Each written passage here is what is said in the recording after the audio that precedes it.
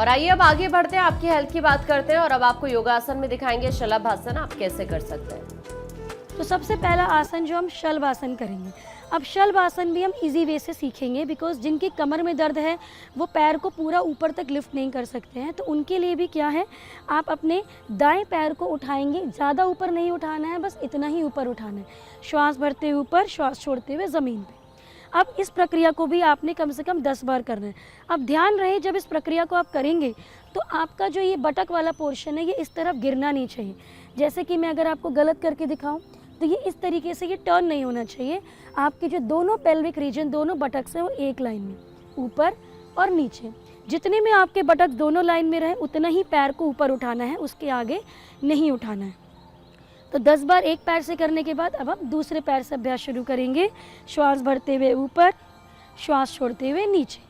ये अभ्यास बहुत ही लाभकारी है। आपकी जो ये बटक की जो मसल्स होती है, जिनको साइटिका का दर्द रहता है, उनके लिए बहुत लाभकारी है। तो इसको 10 बार ऊपर, 10 बार नीचे। अब अगर आप इसमें कंफर्टेबल हो जाएं तो अब हम दोनों पैरों के साथ करेंगे। सो दोनों पैरों को इकट्ठे करेंगे, श्वास भरते हुए ऊपर, श्वास छोड़ते हुए नीचे। अब इसमें मैक्सिमम लोग जो गलती करते हैं, जब वो पैर उठाते हैं तो अपने घुटनों को ऐसे बेंड कर देते हैं। तो अगर आप घुटनों को बेंड करोगे तो आपकी जो मांसपेशियों पर खिंचाव आना चाहिए वो नहीं आता है। तो आपको अपने उसके लिए क्या करना पड़ेगा, पैर को रखेंगे, अपने पंजों को तेज़ी से प्रेस करेंगे। इतना प्रेस करेंगे कि जो आपका नीचे का भाग है, थाई का घुटना, वो ज़मीन से ऊपर उठ जाएगा। इसको करने के बाद अब आप दोनों पैरों को उठाएंगे ऊपर और नीचे।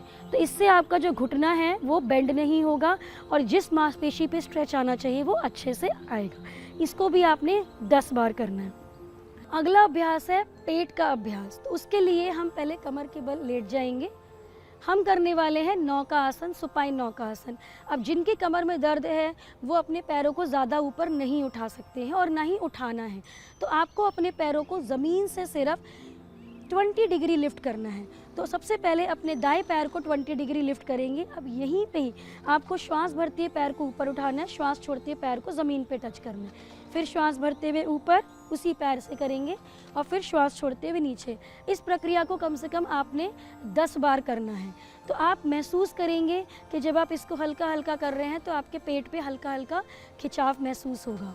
अब इसी को ही दाएं से 10 बार करने के बाद हम दूसरे पैर से भी करेंगे। श्वास भरते हुए ऊपर, श्वास छोड़ते हुए नीचे।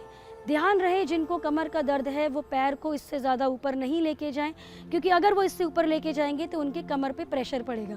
तो कमर पे किसी तरीके का प्रेशर आपको नहीं लेना है। अब अगर आपको इसमें आप सहज पूर्वक इस पर कर पा रहे हैं तो अब हमने क्या करना है, अपने अपर बॉडी को भी उठाना है। तो पैरों को नीचे रखना है, अपने अपर बॉडी को उठाएंगे सहजता पूर्वक, बस इतना उठाना है। श्वास भरते हुए, श्वास छोड़ते हुए नीचे।